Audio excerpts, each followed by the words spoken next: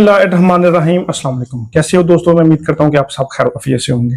दोस्तों, इस वीडियो में मैं आपको एपोप्लेक्सी के बारे में इंफॉर्मेशन दूंगा। दोस्तों, एपोप्लेक्सी जिसे हम सकता भी कहते हैं या फिर बेहोशी भी कहते हैं। इस वीडियो में मैं आपको बताऊंगा कि बेहोशी के पीछे कौन कौन सी रीजन आपको देखने को मिलती हैं और इसमें पेशेंट को कौन कौन से सिम्टम जो है ना वो देखने को मिलते हैं। और लास्ट में मैं आपको होम्योपैथिक मेडिसिन बताऊंगा जो कि पेशेंट को एपोप्लेक्सी डिजीज से निकालने के लिए बहुत ही अच्छा रोल प्ले करती हैं। दोस्तों, ये तमाम इंफॉर्मेशन मैं आपको इस वीडियो में बताऊंगा, तो मेरी आप सबसे गुजारिश है कि वीडियो को एंड तक लाजमी देखें। मैं हूं डॉक्टर उमर और आपको अपने चैनल होम्योटेक में खुशामदीद कहता हूं। दोस्तों, अगर किसी की कोई क्वेरी है या फिर अगर किसी ने कोई ट्रीटमेंट करवाना है तो नीचे दिए गए ईमेल के ऊपर अपनी अलामत बताकर या फिर अपनी रिपोर्ट सेंड करके अपना ट्रीटमेंट करवा सकता है। दोस्तों, एपोप्लेक्सी जिसे हम सकता भी कहते हैं या फिर बेहोशी भी कहते हैं, यानी दोस्तों ये एक ऐसी हालत होती है हमारे माइंड की जिसमें या फिर दीगर अज़ा की अगर उसमें किसी किस्म की ब्लड की कमी हो जाए या फिर ब्लड की ब्लॉकेज हो जाए तो उसकी वजह से पेशेंट को जो है ना बेहोशी की कैफियत देखने को मिलती है या वहां पे बहुत शदीद किस्म का एक पेन की कैफियत जो है ना वो देखने को मिलती है। लेकिन दोस्तों, एपोप्लेक्सी हमारे माइंड की एक ऐसी हालत होती है जिसमें हमारे माइंड की जो आर्टरीज होती हैं या फिर जो शरेयानी होती हैं, अगर उसमें किसी किस्म की ब्लड की ब्लॉकेज हो जाए या फिर ब्लड की जो ना सप्लाई कम हो जाए तो उसकी वजह से पेशेंट को एक बेहोशी की कैफियत जो ना वो देखने को मिलती है। तो इस कंडीशन को एपोप्लेक्सी कहते हैं। सबसे पहले दोस्तों मैं इसकी टाइप के बारे में बताता हूँ, उसके बाद मैं आपको इसकी रीजन के बारे में बताऊंगा, उसके बाद मैं आपको इसके सिम्टम के बारे में बताऊंगा और लास्ट पे मैं आपको होम्योपैथिक मेडिसिन बताऊंगा जो कि पेशेंट को बेहोशी या फिर सकता से निकालने के लिए बहुत ही अच्छा रोल प्ले करती है।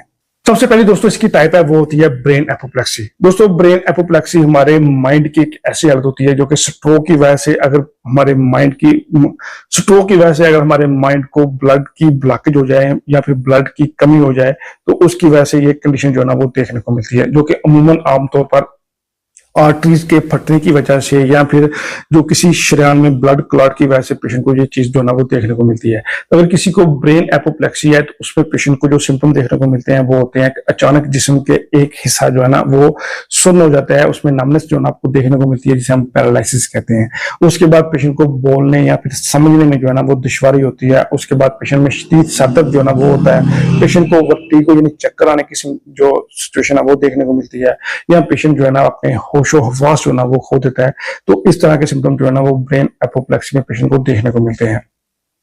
उसके बाद दोस्तों नेक्स्ट सिम्टम पेशेंट को देखने को मिलता है वो होता है पिट्यूटरी एपोप्लेक्सी। दोस्तों, पिट्यूटरी एपोप्लेक्सी में जो होता है हमारे माइंड के अंदर एक पिट्यूटरी ग्लैंड होता है। अगर इस ग्लैंड को ब्लड की जो है ना वो कमी हो जाए या फिर ब्लड की ब्लॉकेज जो है ना वो हो जाए तो उसकी वजह से पेशेंट को बहुत शदीद सर दर्द जो है ना वो देखने को मिलता है, जो कि अमूमन आमतौर पर आइज के पीछे जो है ना वो महसूस किया जा सकता है।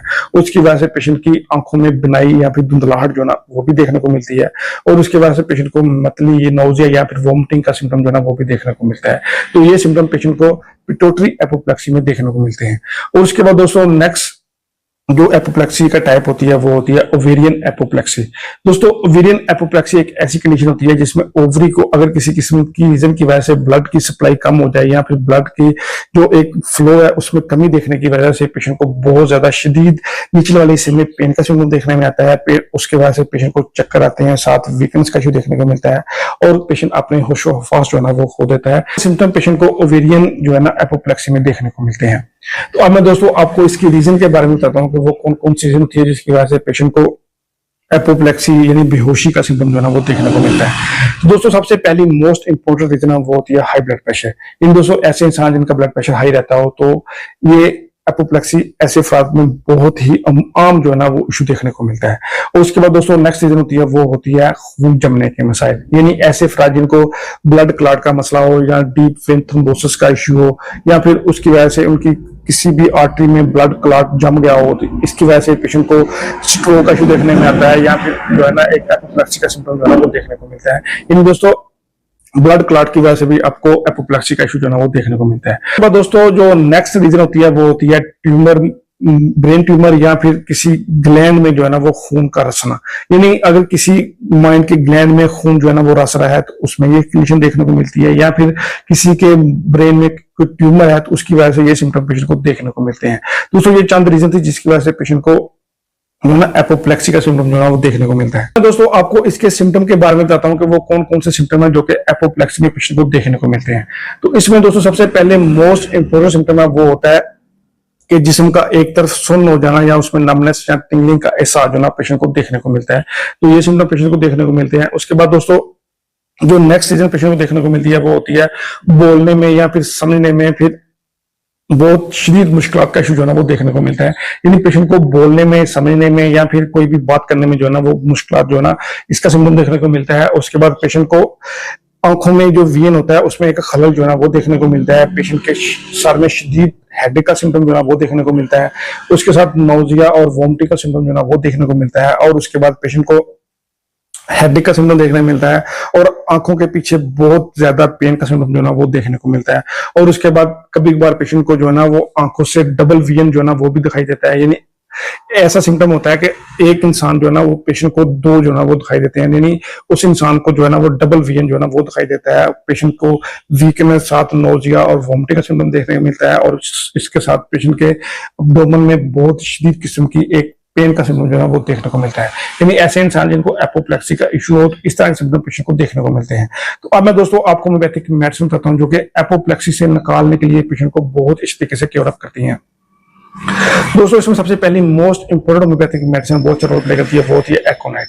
दोस्तों एकोनाइट ऐसे केस में बहुत अच्छा रोल प्ले करती है जब पेशेंट की बहुत तेज नब्ज जो है ना वो चल रही हो, यानी पेशेंट को पल्पिटेशन का इश्यू हो और साथ के साथ पेशेंट को एपोप्लेक्सी का इश्यू हो, तो ऐसे केस में होम्योपैथिक मेडिसिन एकोनाइट बहुत ही अच्छा रोल प्ले करती है। और उसके बाद दोस्तों नेक्स्ट होम्योपैथिक मेडिसिन बहुत ही अच्छा रोल प्ले करती है एपोप्लेक्सी केस में वो होती है बेलाडोना। दोस्तों बेलाडोना ऐसे केस में बहुत ही अच्छा रोल प्ले करती है जब पेशेंट के सर में बहुत सी किस्म की हेडेक हो और उस हेडेक की वजह से पेशेंट को नोजिया और वोमिटिंग का सिम्टम जो है ना वो देखने में मिलता हो। ऐसे केस में होम्योपैथिक मेडिसिन बेलाडोना बहुत अच्छा वर्क करती है।